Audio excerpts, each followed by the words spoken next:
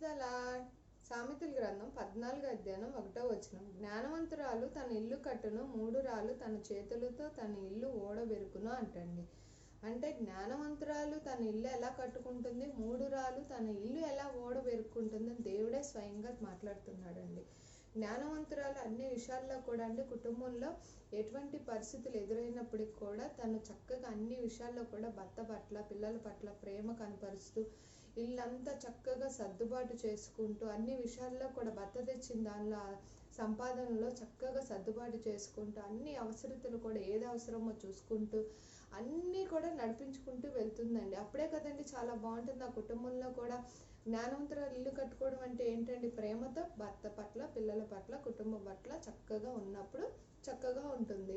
ఆ మూఢురాలు ఇల్లు ఓడబెరుకున్నానంటే ఏంటండి, ఇంకా తానే పట్టిన కుందేలకు మూడే కాళ్ళు అన్నట్టు తను అడిగింది అవ్వాలి, అంటే తను ఏది చెప్తే జరిగిపోవాలి అంతే అనమాట. ఇంకా లేదు అని అంటే అక్కడ ఏమవుతుంది, ఇంకా కోపము, గొడవ, ఘర్షణలు జరుగుతూ ఉంటాయి. అదంతా కూడా చిలికి చిలికి వాన గాలి పెద్దదైనట్టు అక్కడ చాలా జరుగుతూ ఉంటాయి. అప్పుడు ఏమవుతుంది, మూఢురాలు తన ఇల్లు ఓడబెరుకున్నానంటే సహించి భరించే భర్త ఉన్నప్పుడు బాగానే ఉంటుంది. లేదనుకోండి ఇంకా ఇక అక్కడ ఏ రకంగా అంటే, ఇదివరకు పెళ్ళిళ్ళు అంటే 10 ఏళ్ళకు 15 ఏళ్ళకు ఎప్పుడుకో అండి, పిల్లలు ఉన్నా లేకపోయినా విడాకులు తీసుకున్న వాళ్ళు ఎప్పటి నుంచో ఉంది, ఎన్ని సంవత్సరాలైనప్పటికీ.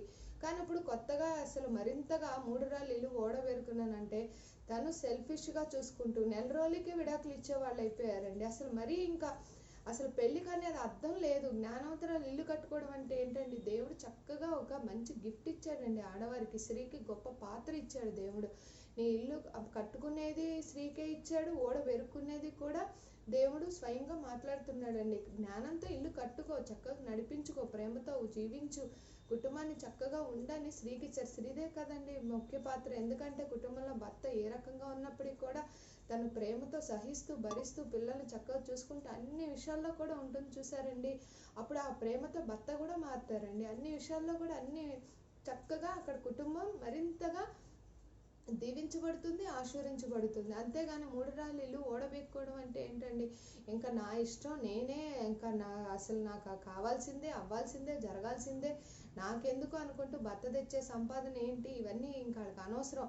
వాళ్ళకి ఏదో ఉంది, నాకు కావాలి, వాళ్ళు ఏదో కొనుక్కున్నా నాకు కొనియాల్సిందే, ఈ పంతాలకు పోతూ మరింతగా అసలు ఇల్లు ఓడబెక్కకుండా అవుతున్నారు. అందుకే సామెతల గ్రంథం 20వ అధ్యాయం 9వ వచనంలో సహించే భర్త ఉన్నాడు అనుకోండి, అప్పుడు ఏమవుతుంది, చక్కగా గయ్యాలతో పెద్ద ఇంట్లో ఉండడు కంటే మిద్ది మీద ఒక మూలను నివసించడం మేలని చెప్పి ఇంకా సైలెంట్గా ఉంటాడు. ఇంకా ఏముంలేరా బాబు అన్నట్టు వదిలేస్తారు. అదేవిధంగా భర్తలు కూడా భార్యను మరింతగా ప్రేమతో అర్థం చేసుకుంటూ చక్కగా పిల్లలు కూడా ఏవి కావాలో సంరక్షించుకుంటున్నప్పుడు ఆ కుటుంబం ఇంకా బాగుంటుందండి. భార్య ఎంత చక్కగా కుటుంబాన్ని కట్టుకోవాలనుకుంటే అక్కడ భర్త పాత్ర కూడా ఉందండి. ఎందుకంటే జ్ఞానవంతురాలు ఇల్లు కట్టుకొని అంటే భార్య చక్కగా అంతా కట్టుకొని ప్రేమతో ఉంటున్నప్పుడు భర్త కూడా భార్యని ప్రేమిస్తూ ఉన్నప్పుడు, అందుకే కదండి భార్యలారా మీ భర్తకు లోబడండి, భర్తలారా మీ భార్యని ప్రేమించండి అని దేవుడే చెప్తున్నాడు. అన్ని విషయాల్లో కూడా అన్నీ కూడా మరింతగా దేవుని ప్రేమతో కనుక మనం జీవించినట్లయితే అన్ని విషయాల్లో కూడా దేవుడు సహాయం చేస్తాడు. మూర్ఖురాళ్ళకి ఇల్లు ఓడబెరుక్కోకుండా